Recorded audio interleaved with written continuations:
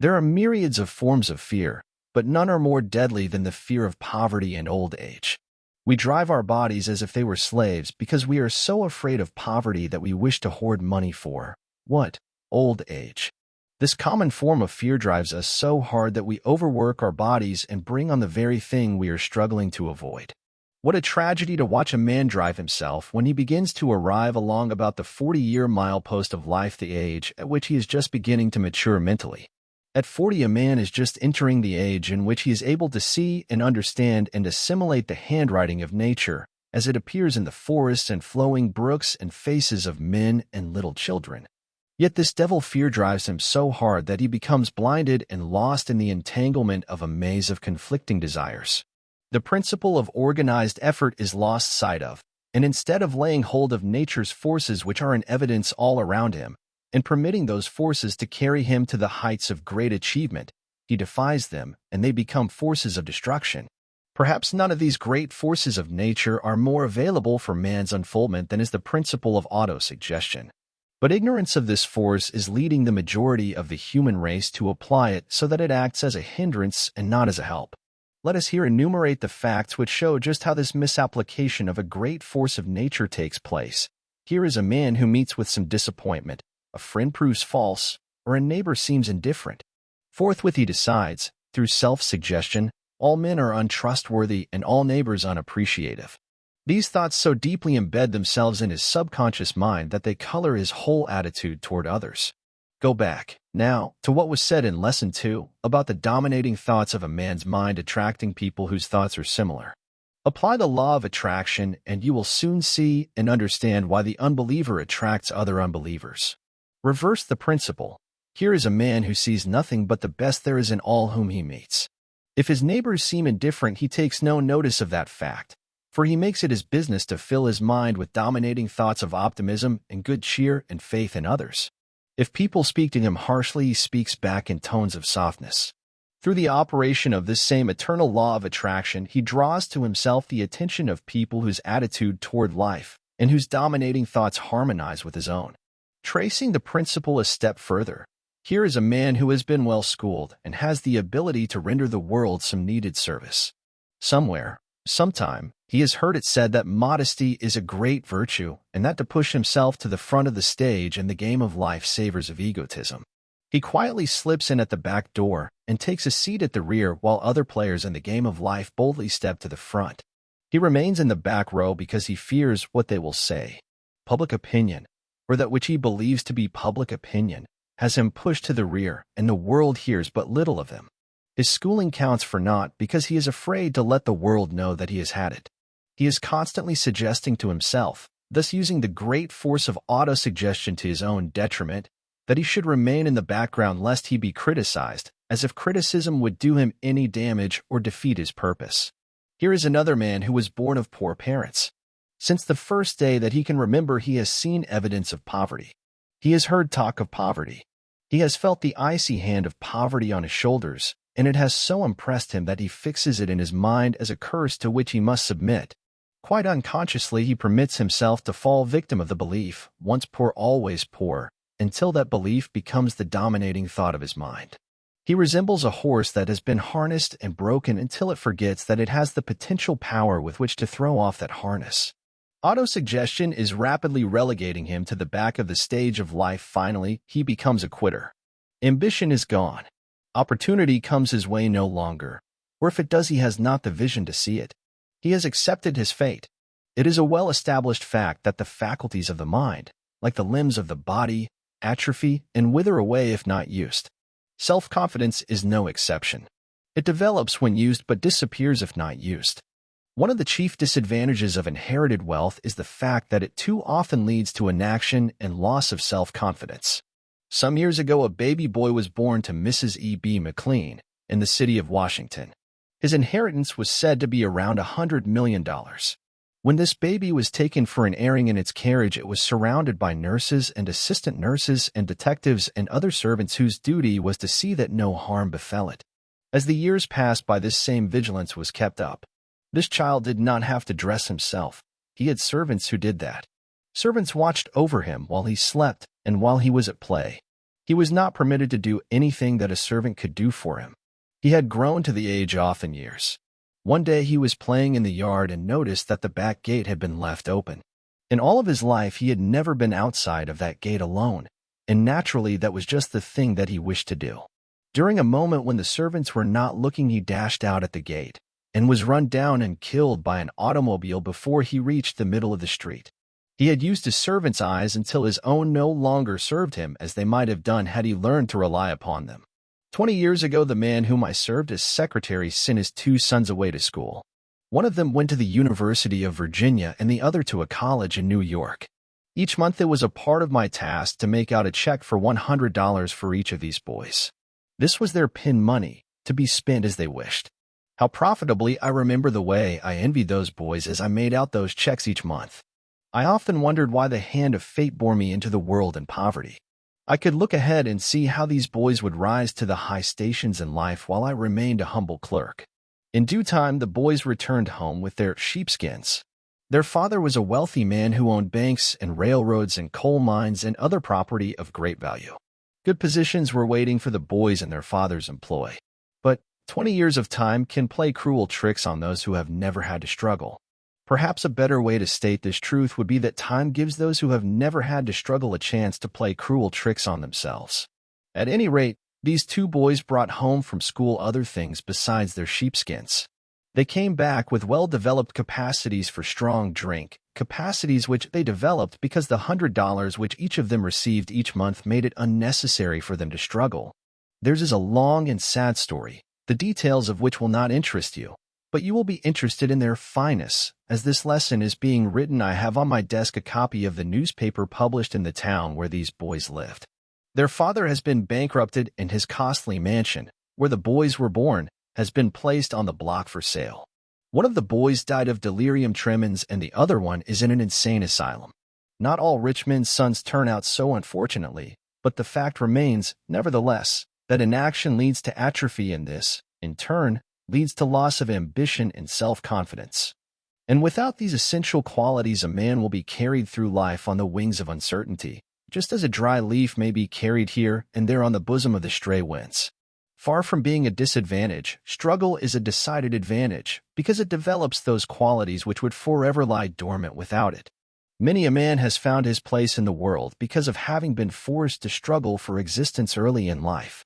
Lack of knowledge of the advantages accruing from struggle has prompted many a parent to say, "I had to work hard when I was young, but I shall see to it that my children have an easy time." Poor foolish creatures. An easy time usually turns out to be a greater handicap than the average young man or woman can survive. There are worse things in this world than being forced to work in early life. Forced idleness is far worse than forced labor. Being forced to work, and forced to do your best, will breed in you temperance and self-control and strength of will and content and 100 other virtues which the idle will never know. Not only does lack of the necessity for struggle lead to weakness of ambition and willpower, but, what is more dangerous still, it sets up in a person's mind a state of lethargy that leads to the loss of self-confidence. The person who has quit struggling because effort is no longer necessary is literally applying the principle of autosuggestion and undermining his own power of self-confidence. Such a person will finally drift into a frame of mind in which he will actually look with more or less contempt upon the person who is forced to carry on. The human mind, if you will pardon repetition, may be likened to an electric battery. It may be positive or it may be negative. Self-confidence is the quality with which the mind is recharged and made positive. Let us apply this line of reasoning to salesmanship and see what part self-confidence plays in this great field of endeavor. One of the greatest salesmen this country has ever seen was once a clerk in a newspaper office. It will be worth your while to analyze the method through which he gained his title as the world's leading salesman. He was a timid young man with a more or less retiring sort of nature. He was one of those who believe it best to slip in by the back door and take a seat at the rear of the stage of life. One evening he heard a lecture on the subject of this lesson, self-confidence, and that lecture so impressed him that he left the lecture hall with a firm determination to pull himself out of the rut into which he had drifted. He went to the business manager of the paper and asked for a position as solicitor of advertising and was put to work on a commission basis. Everyone in the office expected to see him fail, as this sort of salesmanship calls for the most positive type of sales ability. He went in his room and made out a list of a certain type of merchants on whom he intended to call. One would think that he would naturally have made up his list of the names of those whom he believed he could sell with the least effort, but he did nothing of the sort. He placed on his list only the names of the merchants on whom other advertising solicitors had called without making a sale. His list consisted of only 12 names. Before he made a single call, he went out to the city park, took out his list of 12 names, read it over 100 times, saying to himself as he did so, "You will purchase advertising space from me before the end of the month." Then he began to make his calls. The first day, he closed sales with 3 of the 12 impossibilities. During the remainder of the week, he made sales to 2 others. By the end of the month, he had opened advertising accounts with all but one of the merchants that he had on the list. For the ensuing month, he made no sales, for the reason that he made no calls except on this one obstinate merchant. Every morning when the store opened, he was on hand to interview this merchant, and every morning the merchant said no. The merchant knew he was not going to buy advertising space, but this young man didn't know it. When the merchant said no, the young man did not hear it, but kept right on coming. On the last day of the month, after having told this persistent young man no for 30 consecutive times, the merchant said, "Look here, young man, you have wasted a whole month trying to sell me. Now, what I would like to know is this: why have you wasted your time?" "Wasted my time nothing," he retorted. "I have been going to school and you have been my teacher.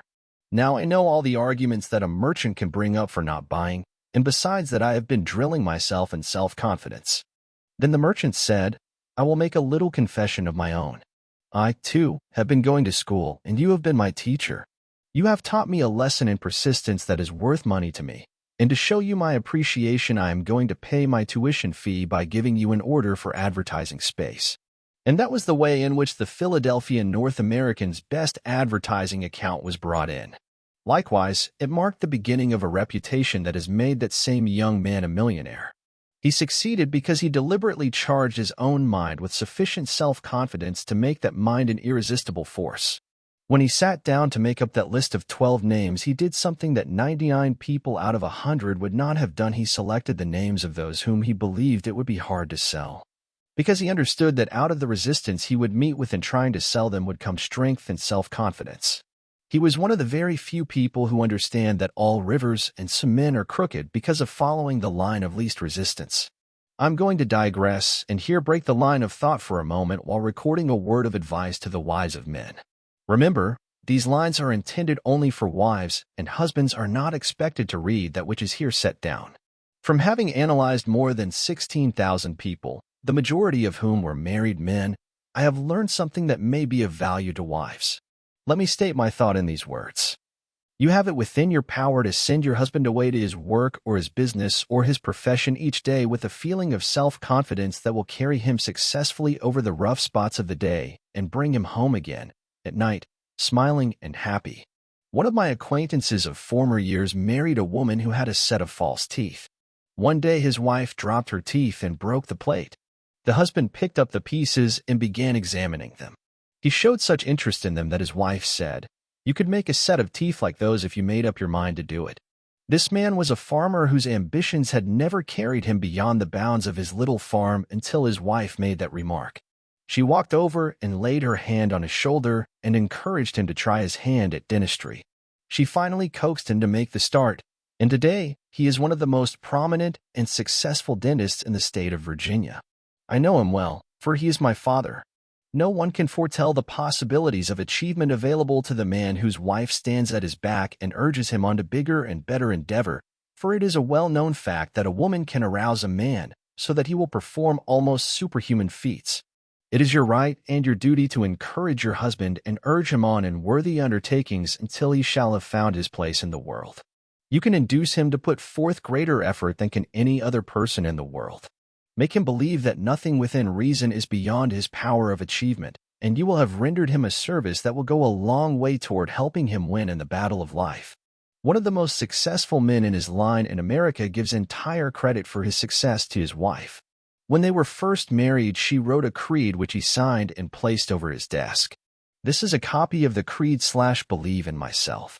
I believe in those who work with me. I believe in my employer. I believe in my friends. I believe in my family. I believe that God will lend me everything I need with which to succeed if I do my best to earn it through faithful and honest service. I believe in prayer, and I will never close my eyes and sleep without praying for divine guidance to the end that I will be patient with other people and tolerant with those who do not believe as I do. I believe that success is the result of intelligent effort and does not depend upon luck or sharp practices or double-crossing friends, fellow men, or my employer. I believe I will get out of life exactly what I put into it. Therefore, I will be careful to conduct myself toward others as I would want them to act toward me. I will not slander those whom I do not like. I will not slight my work no matter what I may see others doing. I will render the best service of which I am capable because I have pledged myself to succeed in life, and I know that success is always the result of conscientious and efficient effort.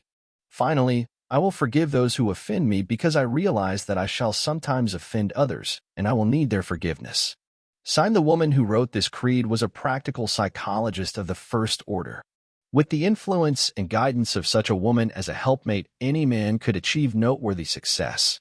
Analyze this creed and you will notice how freely the personal pronoun is used.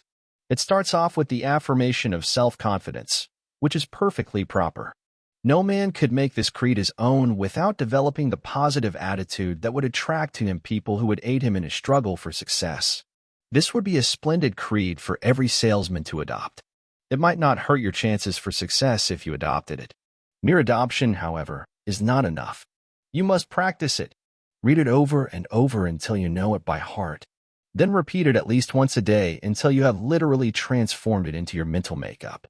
Keep a copy of it before you as a daily reminder of your pledge to practice it. By doing so, you will be making efficient use of the principle of autosuggestion as a means of developing self-confidence. Never mind what anyone may say about your procedure. Just remember that it is your business to succeed, and this creed, if mastered and applied, will go a long way toward helping you.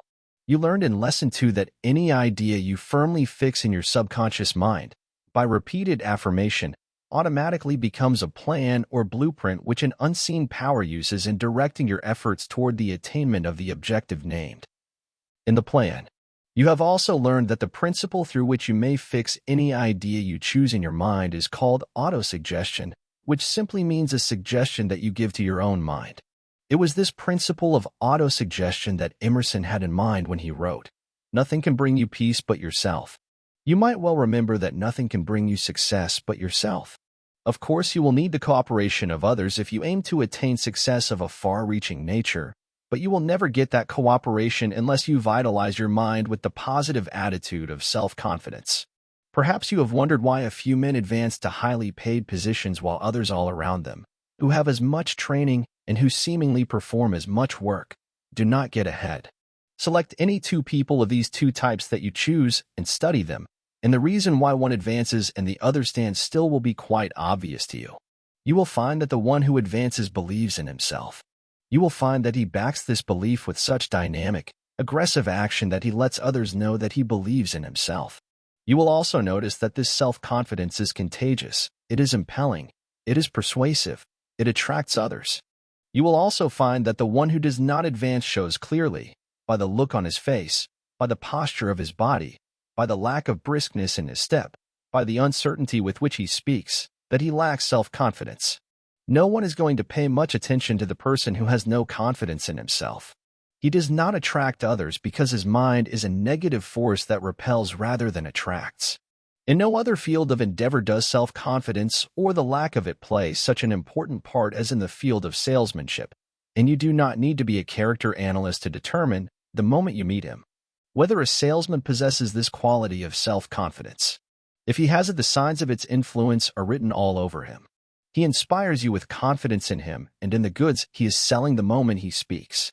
We come, now, to the point at which you are ready to take hold of the principle of autosuggestion and make direct use of it in developing yourself into a positive and dynamic and self-reliant person. You are instructed to copy the following formula, sign it, and commit it to memory. Self-confidence formula first. I know that I have the ability to achieve the object of my definite purpose, therefore I demand of myself persistent, aggressive, and continuous action toward its attainment. Second, I realize that the dominating thoughts of my mind eventually reproduce themselves in outward, bodily action and gradually transform themselves into physical reality. Therefore, I will concentrate my mind for 30 minutes daily upon the task of thinking of the person I intend to be, by creating a mental picture of this person and then transforming that picture into reality through practical service. Third, I know that through the principle of autosuggestion, any desire that I persistently hold in my mind will eventually seek expression through some practical means of realizing it. Therefore, I shall devote 10 minutes daily to demanding of myself the development of the factors named in the 16 lessons of this reading course on the law of success. Fourth, I have clearly mapped out and written down a description of my definite purpose in life for the coming 5 years. I have set a price on my services for each of these 5 years, a price that I intend to earn and receive through strict application of the principle of efficient, satisfactory service which I will render in advance.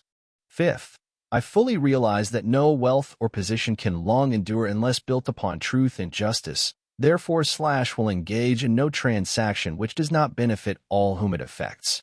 One will succeed by attracting to me the forces I wish to use and the cooperation of other people. I will induce others to serve me because I will first serve them. I will eliminate hatred, envy, jealousy, selfishness, and cynicism by developing love for all humanity, because I know that a negative attitude toward others can never bring me success. I will cause others to believe in me because I will believe in them and in myself. I will sign my name to this formula, commit it to memory, and repeat it aloud once a day with full faith that it will gradually influence my entire life so that I will become a successful and happy worker in my chosen field of endeavor.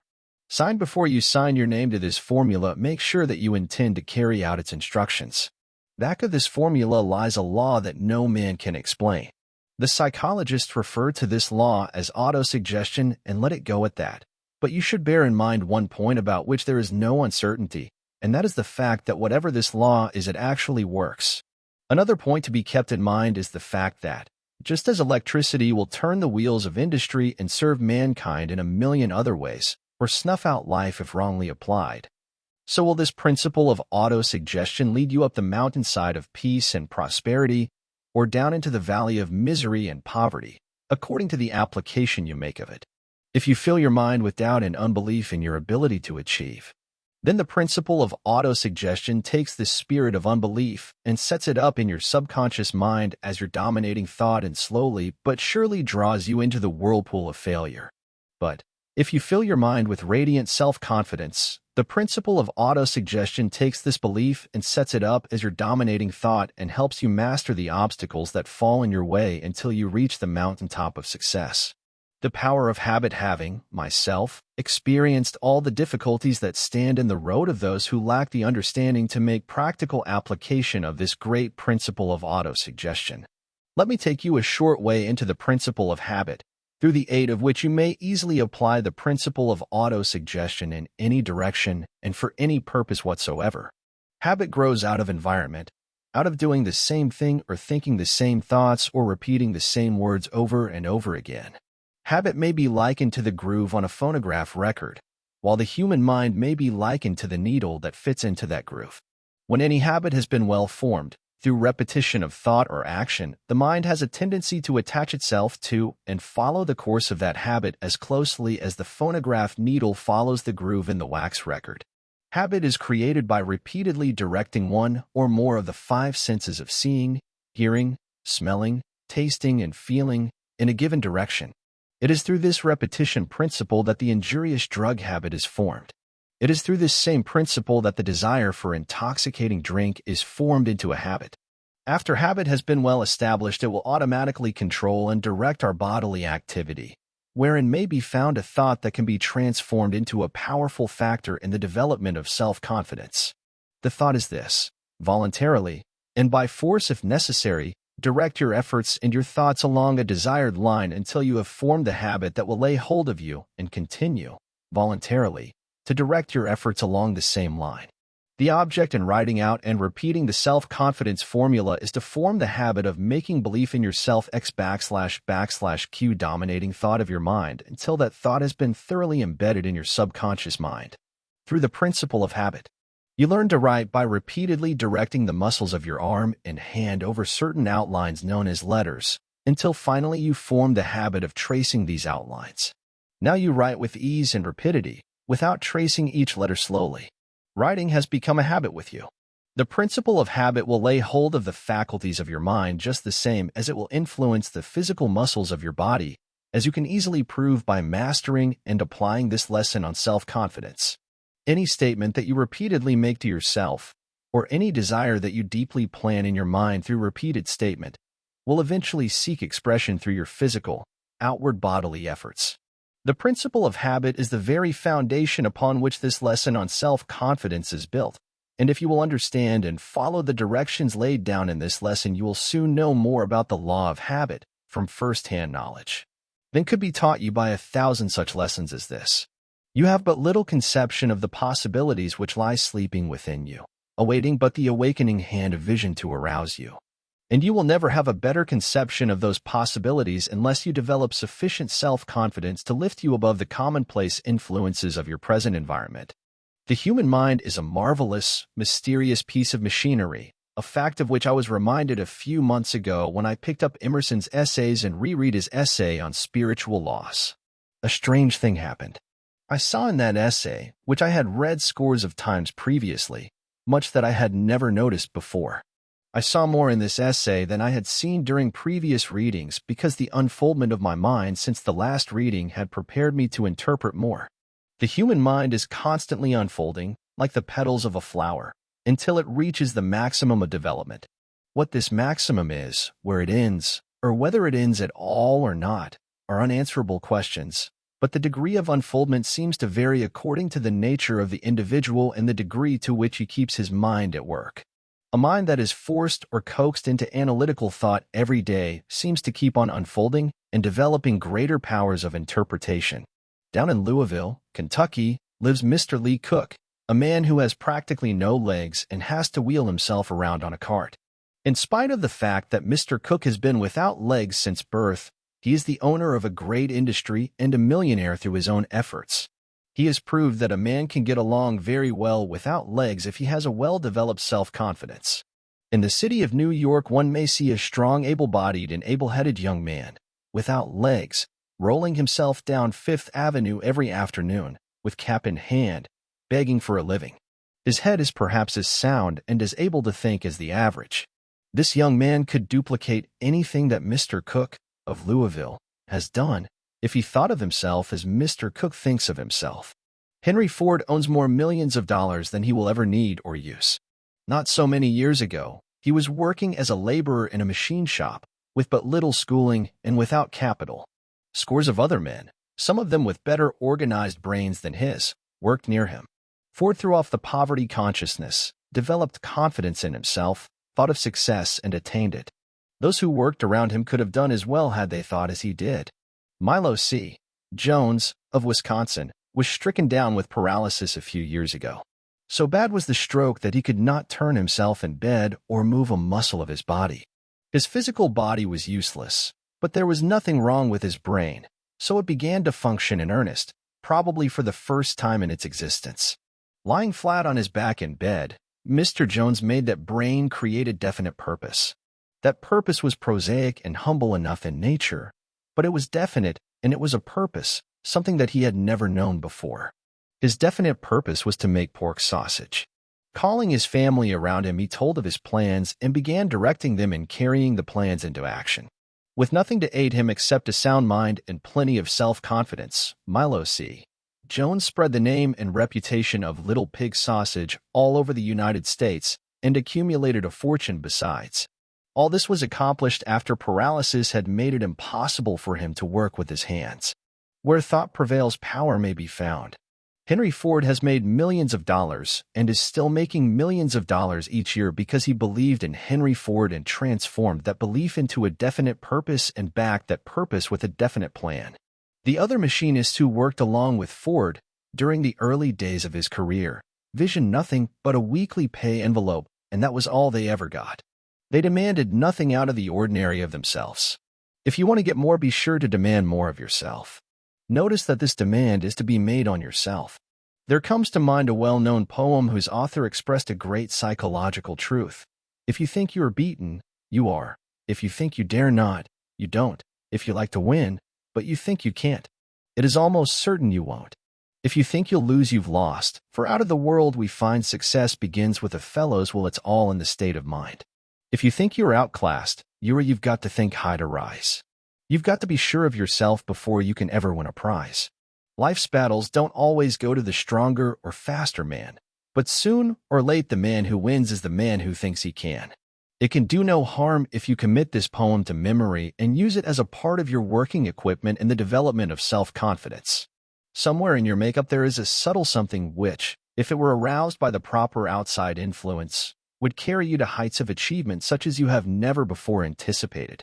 Just as a master player can take hold of a violin and cause that instrument to pour forth the most beautiful and entrancing strains of music, so is there some outside influence that can lay hold of your mind and cause you to go forth into the field of your chosen endeavor and play a glorious symphony of success.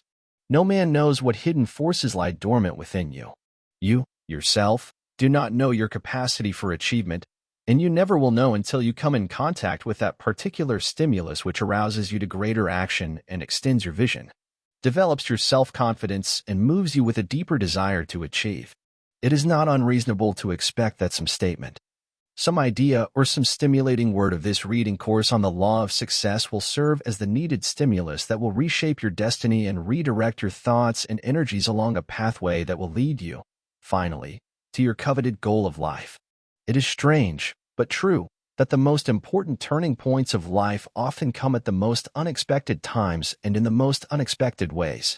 I have in mind a typical example of how some of the seemingly unimportant experiences of life often turn out to be the most important of all, and I am relating this ease because it shows, also, what a man can accomplish when he awakens to a full understanding of the value of self-confidence.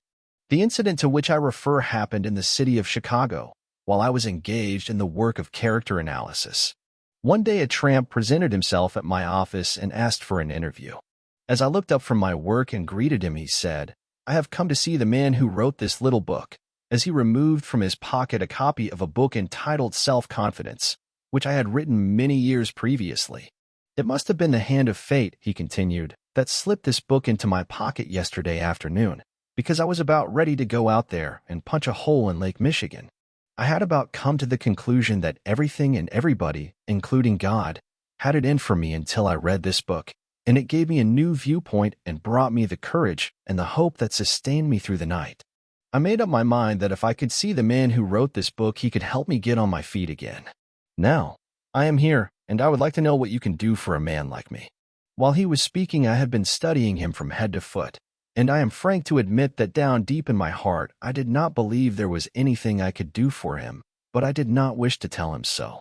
The glassy stare in his eyes, the lines of discouragement in his face, the posture of his body, the 10 days' growth of beard on his face, the nervous manner about this man all conveyed to me the impression that he was hopeless.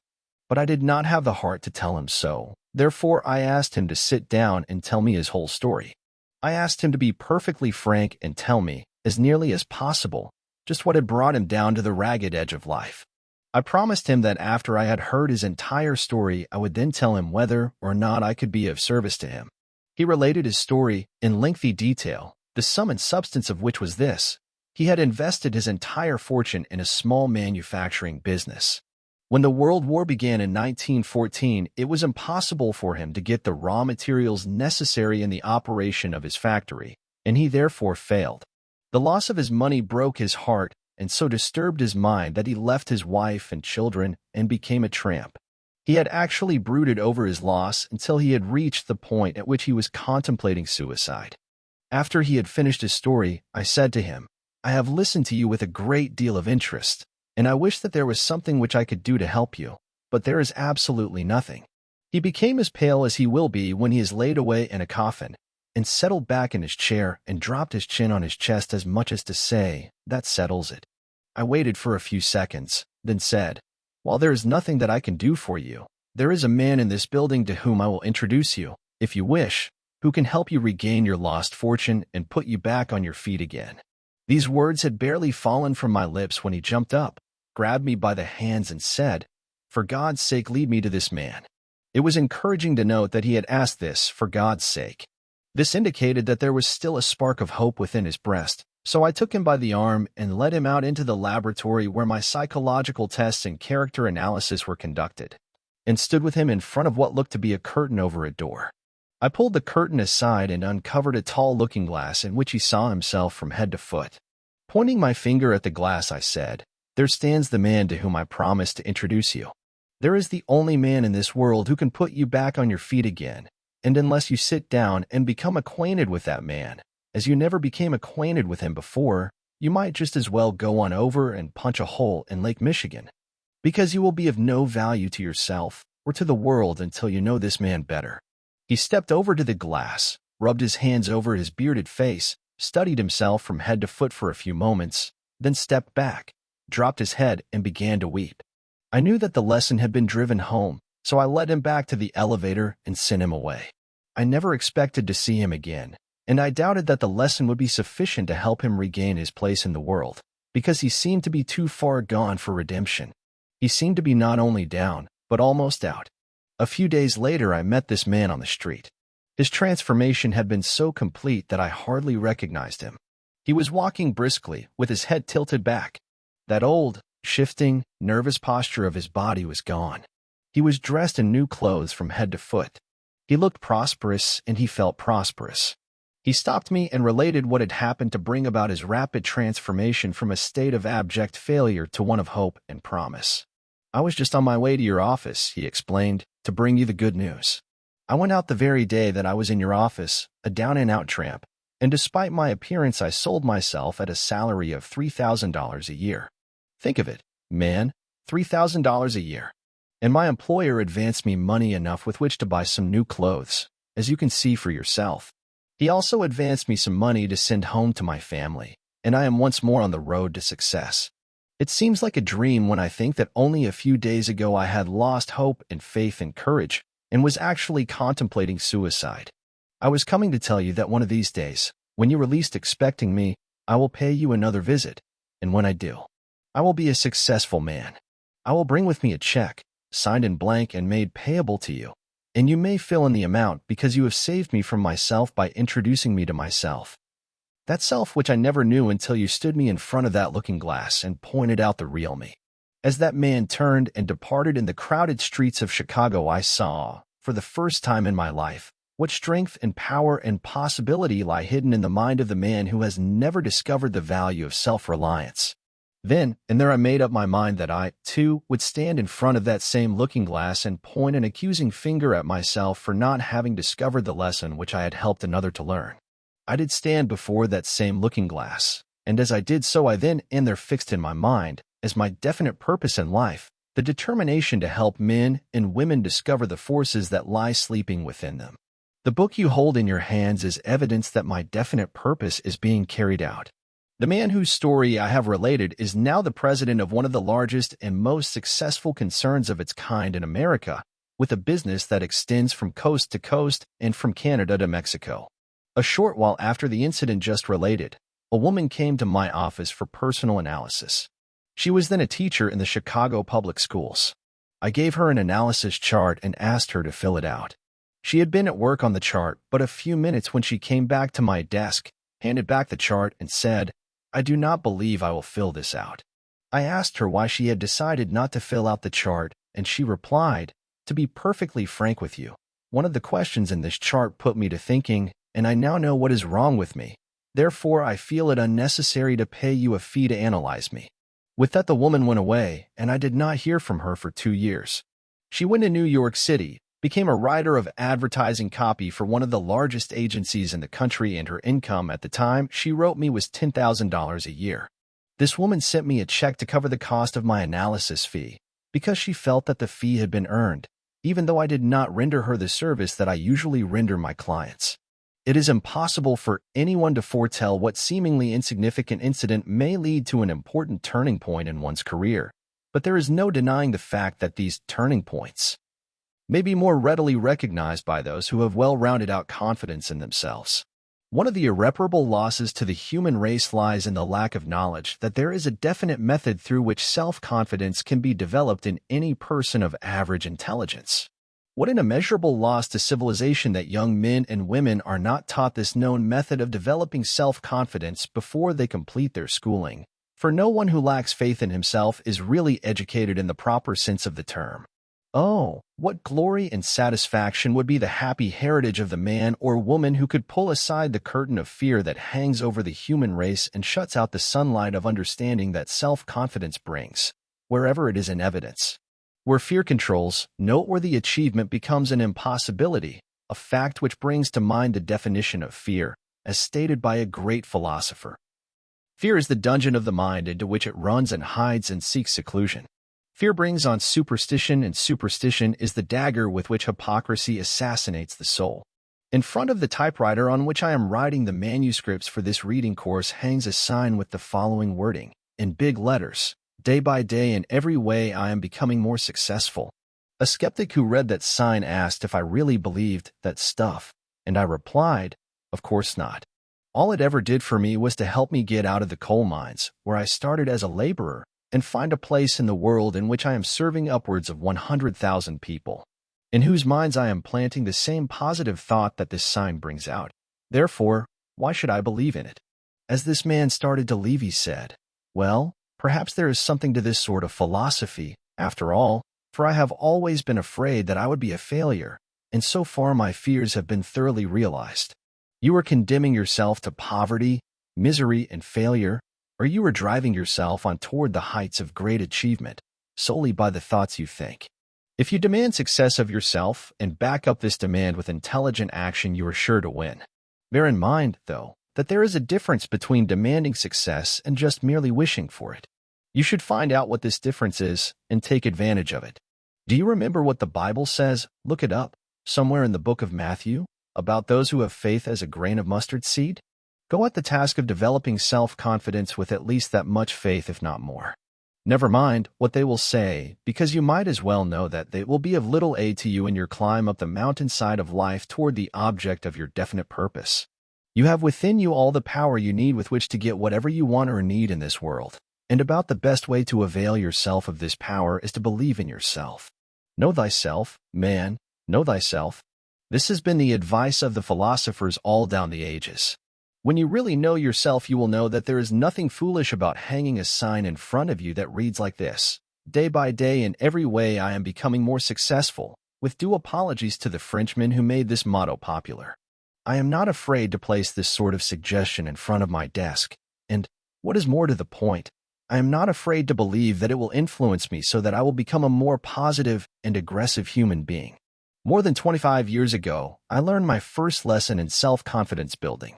One night I was sitting before an open fireplace, listening to a conversation between some older men on the subject of capital and labor. Without invitation, I joined in the conversation and said something about employers and employees settling their differences on the golden rule basis. My remarks attracted the attention of one of the men, who turned to me with a look of surprise on his face and said, "Why, you are a bright boy, and if you would go out and get a schooling, you would make your mark in the world." Those remarks fell on fertile ears, even though that was the first time anyone had ever told me that I was bright, or that I might accomplish anything worthwhile in life. The remark put me to thinking, and the more I allowed my mind to dwell upon that thought, the more certain I became that the remark had back of it a possibility. It might be truthfully stated that whatever service I am rendering the world and whatever good I accomplish should be credited to that offhand remark. Suggestions such as this are often powerful and nonetheless so when they are deliberate and self-expressed. Go back, now, to the self-confidence formula and master it, for it will lead you into the powerhouse of your own mind, where you will tap a force that can be made to carry you to the very top of the ladder of success. Others will believe in you only when you believe in yourself. They will tune in on your thoughts and feel toward you just as you feel toward yourself. The law of mental telepathy takes care of this.